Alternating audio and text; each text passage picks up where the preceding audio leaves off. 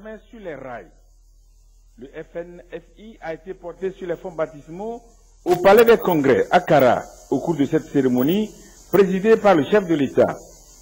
Dans son intervention, le président de la République s'est réjoui de la mobilisation qui se fait autour de cet outil conçu pour apporter une réponse à la lutte contre la pauvreté au Togo. Chers amis partenaires, avant de commencer mon propos, je tenais, en votre nom et au mien propre, à remercier les vaillantes femmes de Kara pour l'accueil qu'elles nous ont réservé ce matin. Je pense que rien que cet accueil vaut le lancement du Fonds national de la finance inclusive. Néanmoins, je voudrais commencer par saluer la présence discrète mais réelle parmi nous de la délégation béninoise. En le faisant, je voudrais rendre un hommage appuyé à mon frère et ami, le président Yahi Boni, que nous aurons la joie d'accueillir ici dans quelques semaines. Je sais que leur présence se veut discrète, mais je vais leur demander de venir se présenter pour que vous puissiez les saluer. Madame la ministre, monsieur le directeur. Je voudrais saluer aussi la présence de nos partenaires. Je pense que les rares fois où nous vous voyons aussi réunis, c'est généralement autour de dialogue politique, de table ronde politique, de table carrée politique, de table régulière.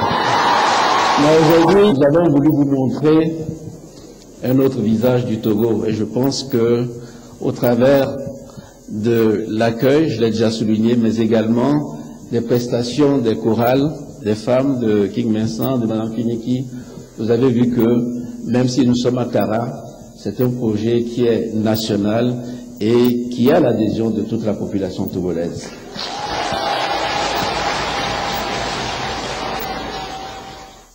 À son démarrage, le fonds s'est déjà fixé un seuil. Il envisage d'atteindre dans 5 ans au moins 2 millions de Togolais qui ont besoin de soutien financier. Le président de la République donne la garantie de l'engagement total du gouvernement pour l'atteinte des objectifs fixés. Le fonds a été expliqué dans toutes les régions. Ici aussi, les différents représentants ont apporté leur soutien à cette initiative du gouvernement. Et moi, ce que je peux dire en tant que premier responsable de ce pays, c'est de vous dire mon total engagement. Tout ce que le gouvernement pourra faire, il le fera pour que ce fonds soit une réussite.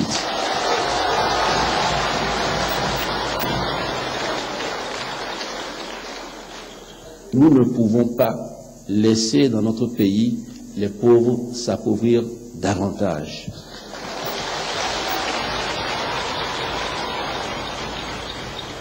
Une des réponses que nous apportons, c'est justement la mise en place de ce fonds. Nous avons prévu une certaine somme dans le budget et je pense que nous allons essayer de faire davantage. Nous allons être plus ambitieux. Je ne veux pas annoncer des chiffres ici, sinon après vous allez me dire que vous avez dit 4 milliards, on n'a vu que 2. Donc, nous allons faire davantage.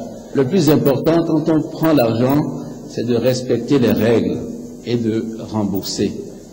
Les premières qui prennent doivent penser aux suivantes qui viennent et qui auront à prendre.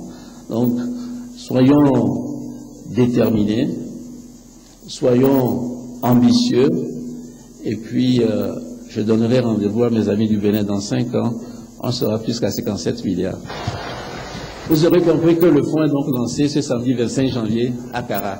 Avant le chef de l'État, les différents partenaires du Togo, notamment le système des Nations Unies, l'Union européenne et la Banque africaine de développement se sont succédés pour réitérer leur adhésion au Fonds national de la finance inclusive.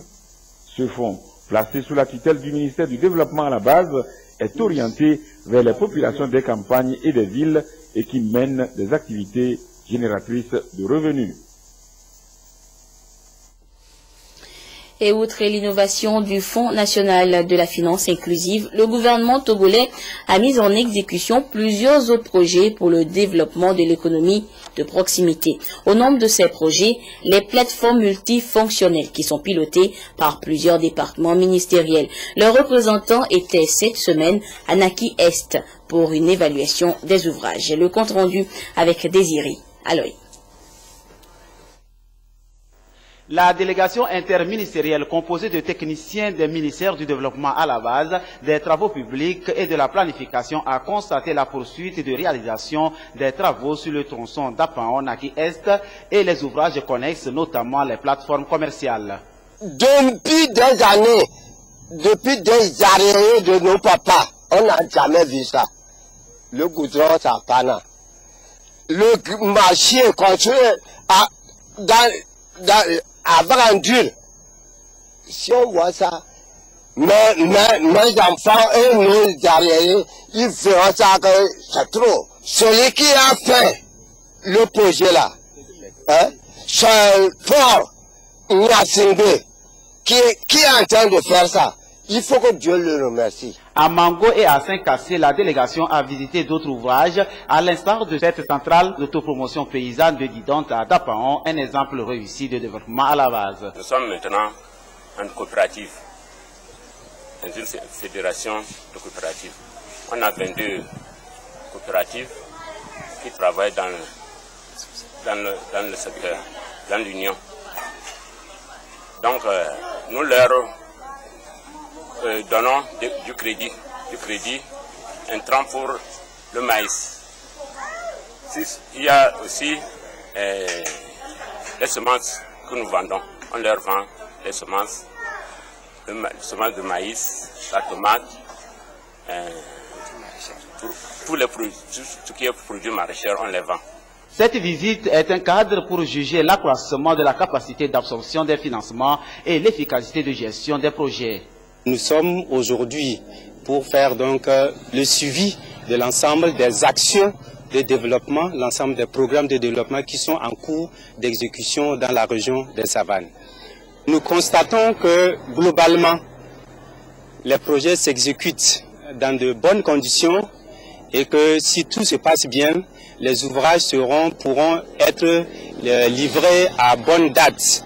Les bénéficiaires que nous avons rencontrés sur les différents sites ont exprimé leur satisfaction. Le ministère en charge de la planification dans la stratégie de croissance accélérée et de promotion de l'emploi, en collaboration avec les ministères sectoriels, veut établir une synergie entre les projets pour une exécution coordonnée. Le développement des infrastructures routières aussi a une part non négligeable dans la balance de l'économie nationale. Le ministre des Travaux publics est en tournée d'inspection des différents chantiers de construction ou de réhabilitation d'infrastructures routières sur l'ensemble du territoire national. Durant son périple, le ministre Nissa Ognonfam a constaté l'état d'avancement des travaux de réhabilitation du tronçon Tandjouaré d'Apaon Saint-Cassé. Et après constat, les travaux sont à 62% de réalisation. Nous retrouvons Désiré Aloy. Les travaux de construction des routes dans la région des Savanes se poursuivent. Ils sont exécutés par l'entreprise Ebomaf. Pour constater de visu l'état d'avancement des chantiers, le ministre en charge des travaux publics a fait le déplacement de la région. Le tronçon Tandjouaré d'Apaon Saint-Cassé, frontière Burkina Faso, son 5 km, a été visité. Actuellement, l'avancement des travaux se situe à environ 62%.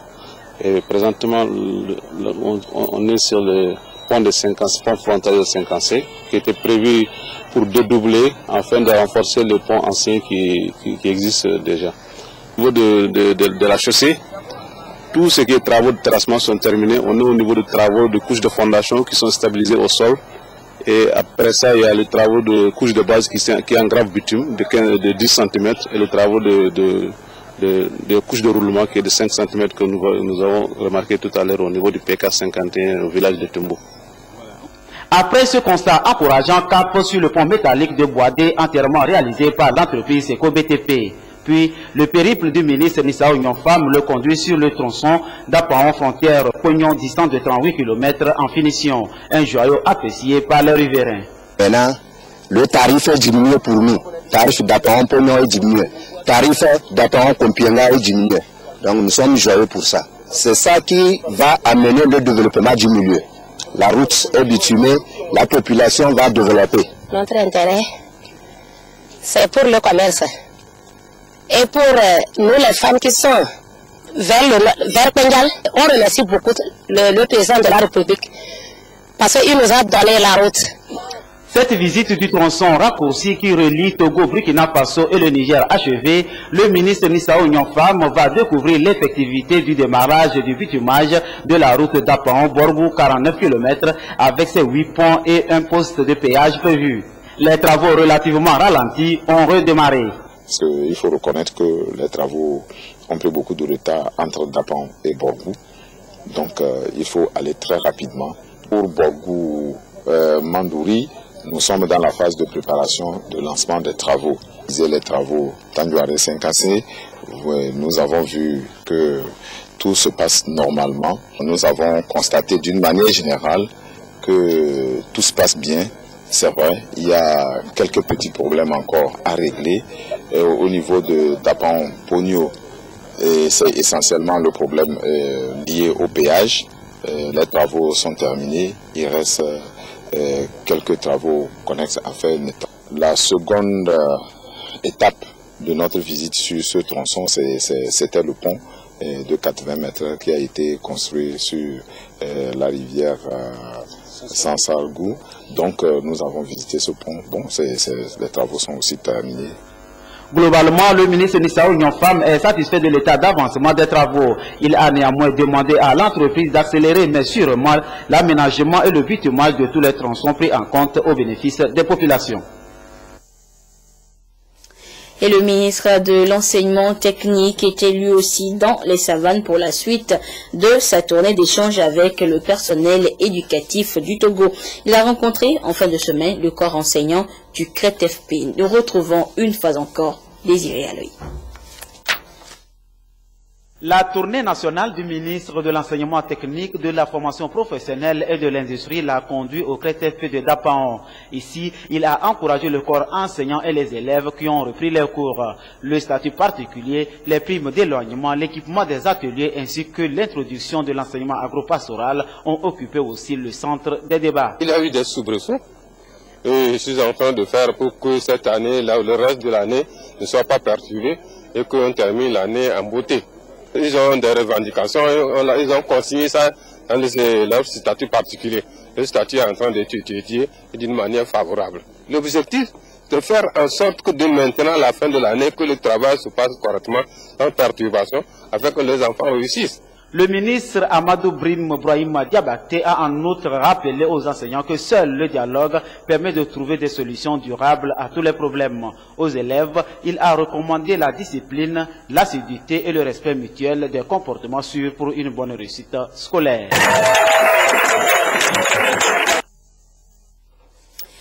Autre actualité, ce dimanche, les députés UNIR du Grand Lomé ont échangé des vœux de nouvel an cet après-midi avec les points focaux et les délégués du parti. Au-delà des vœux, les honorables députés Mesdames Dagban Zonville et Amidjogbi ont réfléchi avec eux sur les stratégies à mettre en place pour les enjeux futurs. Le compte rendu avec Essorham TVT. Les élections législatives du 25 juillet 2013 ont été non seulement un baptême de feu pour le parti Union pour la République UNIR, mais aussi un coup de maître eu égard aux résultats obtenus selon ses responsables. Ce sont des députés sur les 91 sièges, dont 2 obtenus dans le Grand Lomé. 6 mois après, l'heure est au bilan avec les députés élus. C'est une réunion à l'initiative des 2 députés UNIR du Grand Lomé. Et nous avons tenu à rencontrer les points focaux et les relais UNIR. Et l'objectif, c'est de faire le bilan des activités de l'année passée, de voir nos points forts, de mesurer nos faiblesses pour pouvoir nous mobiliser à faire mieux. Donc nous avons essayé alors de tracer les perspectives, d'identifier les stratégies qu'il nous faut mettre en œuvre pour être beaucoup plus proche de la population. Être proche des populations, c'est également le vœu des délégués et points focaux qui sont prononcés sur les stratégies qui méritent d'être mises en place. Les honorables députés, mesdames Dagban Zonviré et Kouevi Amedjogwe, ont dédié les 2 sièges du Grand Lomé à leur base, à qui elles présentent les vœux les meilleurs pour 2014. Elles ont réaffirmé leur disponibilité à recueillir les suggestions et doléances de la base, surtout par souci de rapprochement et d'affinement des dites stratégies. Autre sujet évoqué dans les titres, un nouveau site web vient d'être mis en ligne. Le www.corpsdiplomatique.com est un portail électronique qui devra permettre au monde diplomatique en général et aux chancelleries accréditées au Togo en particulier de pouvoir s'informer à temps réel et de pouvoir communiquer avec leurs concitoyens. Le compte rendu avec Rachel Aoku. Le corps diplomatique a désormais un repère d'information sûr et fiable. Il s'agit d'un nouveau site d'information au service de la diplomatie et de la coopération. www.corpsdiplomatique.togo.com, un portail électronique qui diffuse des informations nécessaires sur la diplomatie togolaise. Ce site se veut une tribune pour permettre aux diplomates accrédités au Togo de s'adresser librement au peuple togolais et à leurs concitoyens. Une page qui va servir de cordon ombilical entre les diplomates et leur pays d'origine. Au corps, c'est une dédicace que nous sommes en train de faire aux membres du corps diplomatique. Donc, je dirais que, bon, à 90%, les activités qui seront relayées seront les activités des membres du corps diplomatique. Bon, bien entendu, c'est un site d'information et on ne peut pas ne pas donner les informations du Togo. Ça, ce n'est pas exclu. Donc, mais ce qui est prioritaire, c'est un site qui est dédié aux membres du corps diplomatique. Et ici, nous attendons pas membres du corps diplomatique, c'est au sens large. Il y a les ambassades, les consulats, et les représentations internationales, les agents du système des Nations Unies, etc., qui sont présents au Togo. Les informations sont publiées en plusieurs langues, permettant ainsi à chaque diplomate de s'informer dans sa langue maternelle. Il sera animé par une équipe de journalistes. Pour une meilleure prise en charge sanitaire des populations vulnérables dans notre pays, l'Association internationale des médecins pour l'éducation et la santé en Afrique, en abrégé M-Afrique, a initié une série de formations à l'intention des professionnels de la santé de 40 districts du pays. Et cette fois-ci, la formation a ciblé. La formation a eu pour thème les compétences et le volontariat et l'humanisme à l'endroit des professionnels de la santé à Lomé, au siège de l'association. Le compte rendu de cette formation avec Élisée Kodo. La médecine humanitaire, dans la tête des objectifs du millénaire, se doit apporter une meilleure qualité de soins aux patients. Le responsable de l'Association internationale des médecins pour l'éducation et la santé, M-Afrique, en partenariat avec le ministère de la Santé et l'OMS, l'ont si bien compris en initiant depuis plus d'1 mois des séries de formations destinées aux agents du corps médical d'Atakpamé jusqu'à Dapaon. Cette fois-ci, il s'agit de ceux de Lomé de s'imprégner des notions de compassion, du volontariat et surtout de développer en eux la fibre humanitaire pour faire face aux pathologies dont souffrent les malades. Dans nos cabinets, dans nos cliniques, nous recevons des malades qui n'ont aucun moyen, mais que nous traitons, que nous sauvons. Donc maintenant, ce que nous devons faire, c'est de porter cette action vers les milieux ruraux. Les gens qui ne peuvent pas venir en ville, nous irons vers eux et nous allons les aider par nos compétences. À partir de cet enseignement-là, je crois que cela nous renforce, nous, assistants médicaux qui sommes réunis au sein de l'association des assistants médicaux, de continuer, puisque par le passé, ces actions humanitaires se faisaient. Alors, ça nous donne le courage de continuer ces genres d'activités pour le bien-être de la population. Par rapport à ce que la formation vient nous donner, par rapport à l'humanité, à l'aide humanitaire, par rapport à la compassion, j'espère que ça nous donne plus d'élan dans notre métier, qu'il faut se donner assez pour apporter ce que nous avons dans les villes, au niveau des villageois, pour aider sans attendre de retour. Pour les formateurs, les thèmes retenus permettront de mieux impliquer ce corps de métier qui quelquefois ignore l'importance de ses valeurs. La compassion, c'est différent de l'empathie. Et il va falloir mettre cette différence nette. L'empathie, c'est juste imaginer ce que l'autre ressent. Mais dans la compassion, nous voulons aller à soulager ce que l'autre ressent. Et c'est l'essentiel de ce que nous nous disons aujourd'hui.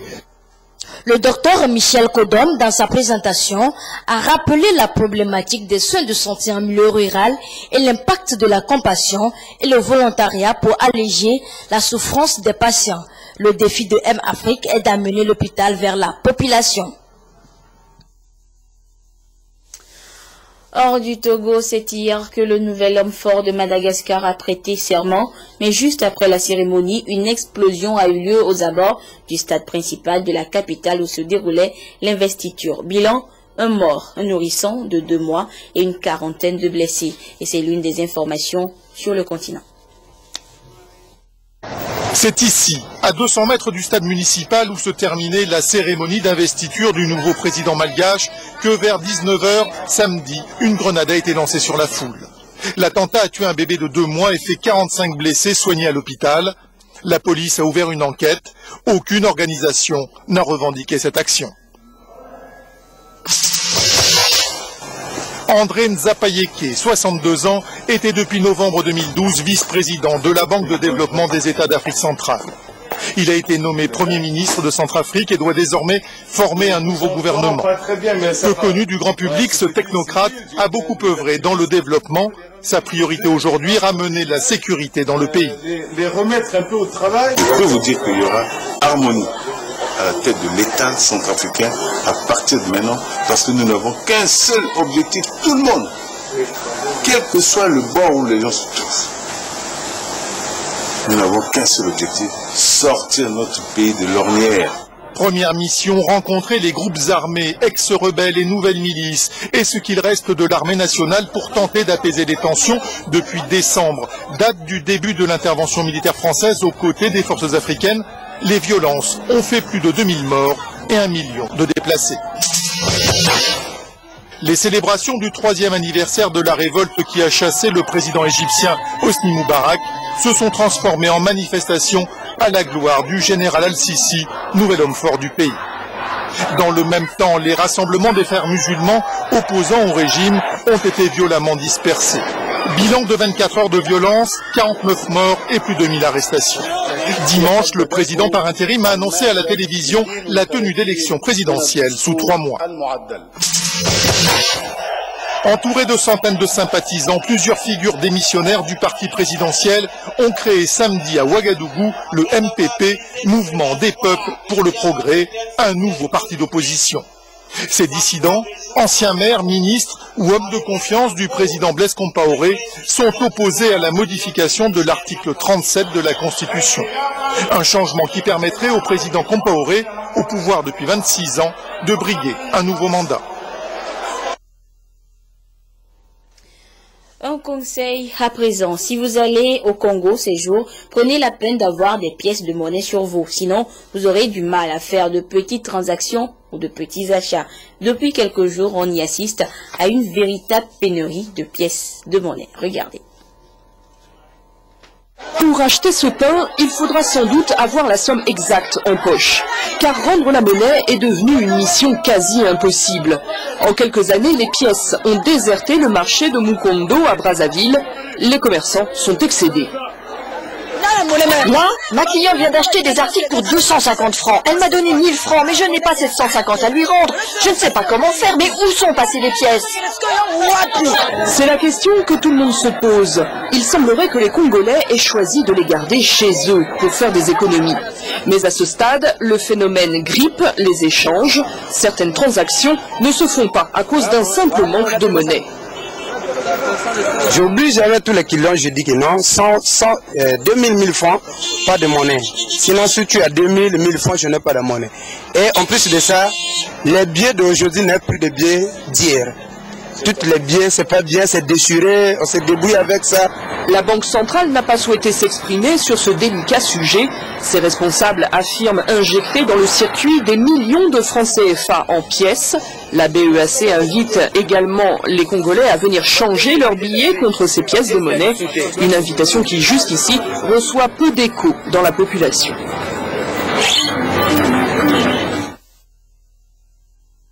En page nationale, les cadres de la préfecture de Tchaoudjou, devant lesquels le ministre Ouroukura Gadazi de l'Agriculture étaient tous réunis à la mosquée centrale de Sokodé vendredi dernier. Ils ont prié pour le peuple togolais et surtout pour implorer la bénédiction d'Allah sur la fête traditionnelle Adossa Gadao qui a eu lieu le lendemain. La prière a été suivie par de dons aux patients du CHR de Sokodé et aux élèves de l'école primaire publique de Didaoré. Nous y reviendrons dans le courant de cette édition. Et ces œuvres de charité ont donc précédé les festivités de Adossa Gadao 2014. Les fils et filles de Tchaoudjou venus de tous horizons se sont retrouvés sur le terrain annexe de la ville de Sokodé pour la grande fête placée sous le signe de la cohésion. La marque Bojona.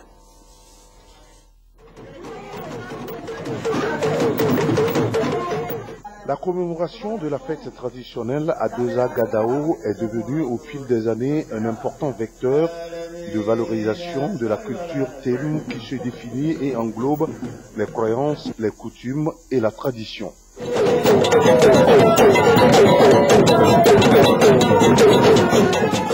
Pour cette édition 2014 placée sous le signe de la cohésion pour un développement harmonieux de la préfecture, les filles et fils de Tchaoudjou veulent honorer une fois encore la mémoire de leurs ancêtres. Tout Tchaoudjou se retrouve en une fête qu'on appelle Adossa Gadao. Adossa pour les Touré Traoré et Gadao pour les Mola et tous les autres clans autochtones. Adossa est célébré au 3e mois lunaire et qui correspond à la date de naissance du prophète Mohamed.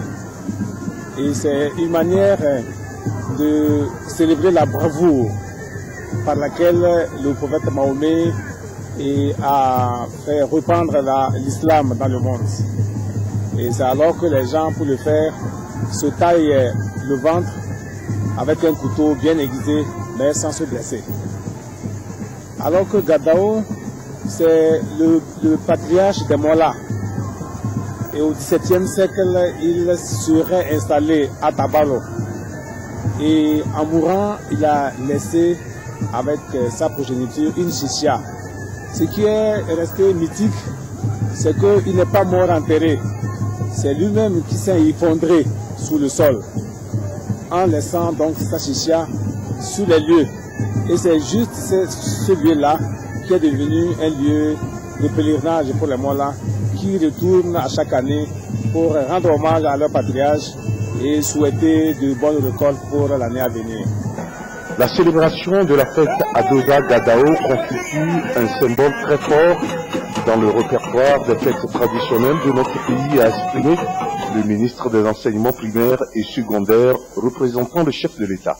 La célébration de cette fête religieuse et traditionnelle vous donne l'occasion de démontrer votre attachement à vos valeurs ancestrales, en même temps que religieuses.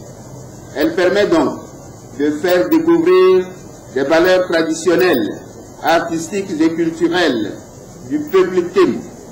Par la même occasion, elle est un véritable facteur d'unité dans la mesure où elle donne l'opportunité à tous les Télu et à leur diaspora de se retrouver, de revisiter leur passé commun, en même temps une sorte de vue de continuer à réfléchir autant que faire se peut sur l'avenir et les valeurs culturelles.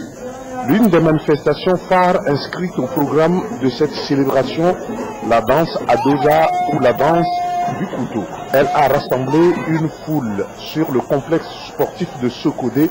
Personne ne voulait se faire compter l'événement. Les cadres de Tchaoudjou et les autorités de la région centrale, dont le président de l'Assemblée nationale, Damad Ramani, ont assisté à ce spectacle.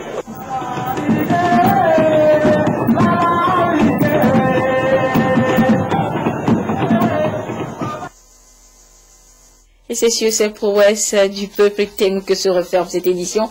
Merci à vous qui l'avez suivi ou que vous soyez grâce à la télévision togolaise. Je vous souhaite déjà un bon début de semaine demain. Au revoir.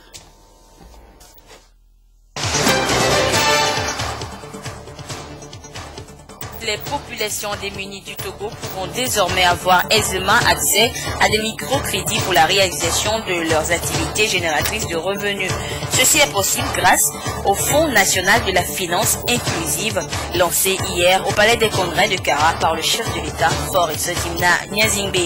Et puis le corps diplomatique accrédité au Togo a depuis quelques jours un portail électronique pour être en communication avec ses concitoyens. Il s'agit du www.corpsdiplomatique.com.